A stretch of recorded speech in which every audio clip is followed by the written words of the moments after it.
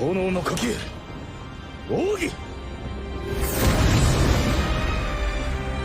心を燃やせ限界を超えろ俺は縁柱煉獄教次郎अगर मैं आपसे पूछूं what makes a character well written, एक जो इतना कम्प्लेक्सिटी से भरा हो कि उसे खुद नहीं पता कि वो कौन है और क्या करना चाहता है, या फिर वो जो सिंपली खुद के स्ट्रेंथ और वीकनेस को समझ के खुद को एक्सेप्ट करके अपना काम बिना हिचकिचाहट करता है, तो आप किसे चूज़ करोगे?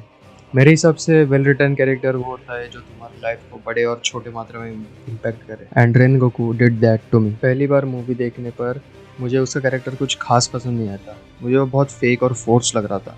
और उसके बाद यूट्यूब पे कुछ वीडियो देखने के बाद और 2-3 बार रिवॉच करने के बाद मैं खुशी खुशी कह सकता हूँ मैं गलत था। लाइफ में बहुत बार कुछ ऐसे सिचुएशंस आते हैं, उनसे डील करने के लिए तुम रो सकते हो या फिर हंस के मूव ऑन कर सकते हो।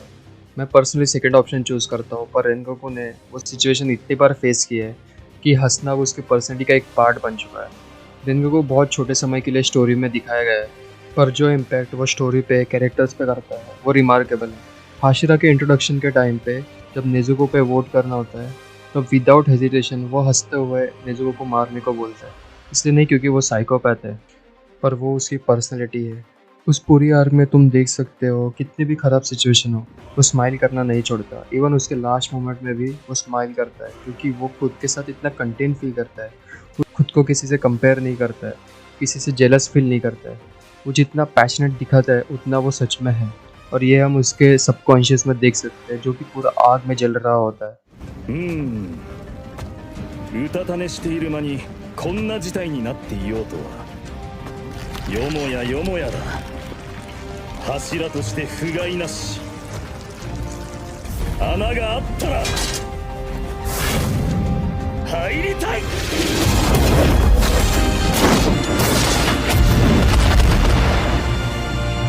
और उन चारों में से सबसे इंटरेस्टिंग सपना रेनगोकू का ही होता है, क्योंकि बाकी सब अपने सपने में बेस्ट लाइफ जी रहे होते हैं, वही रेनगोकू अपने ही ड्रीम में फेलियर होता है। तुम बता सकते हो कि हाशिरा बनने में उसने अपना बेस्ट दिया होगा, और उसके पापा उसके एफर्ट को एक्नॉलेज तक नहीं करते, बल्कि वो उसे भला बुरा सुना देते हैं। और तुम्हें याद दिला दूँ कि ये उसका अच्छा ड्रीम होना चाहिए था, जिससे कि वो कभी उठे ही ना। उस सीन से हम ये सीख सकते हैं कि अगर तुम किसी चीज़ में बिलीव करते हो, अगर तुम्हें लगता है कि तुम सही काम कर रहे हो, तो कोई आगे तुम्हें कुछ भी बोले उससे तुम्हें फ़र्क नहीं पड़ना चाहिए। You should be true to yourself. यही रेनगोकू के कैरेक्टर की मेन थीम। तुम इस दुनिया को कंट्रोल नहीं कर सकते, तुम लोगों को, उनके इमोशंस को कंट्रोल नहीं कर सकते, तुम सिर्फ अपने आप को कंट्रोल कर सकते हो।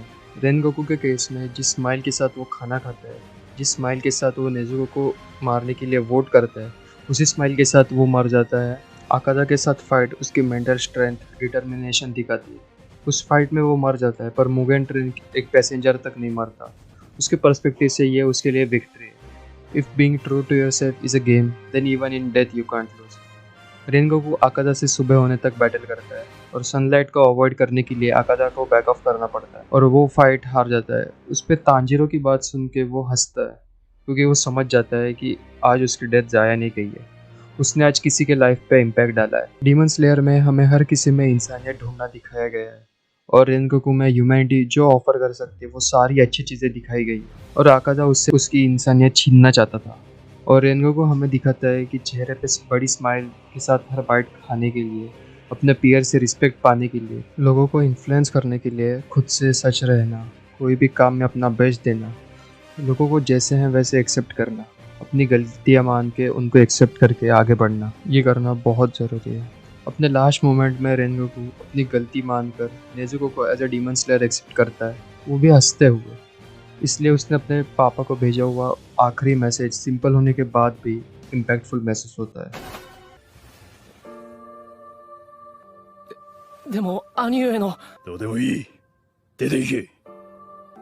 どうせ俺への恨み事だろう。体を大切にしてほしい。兄上が父上へ残した言葉はそれだけです。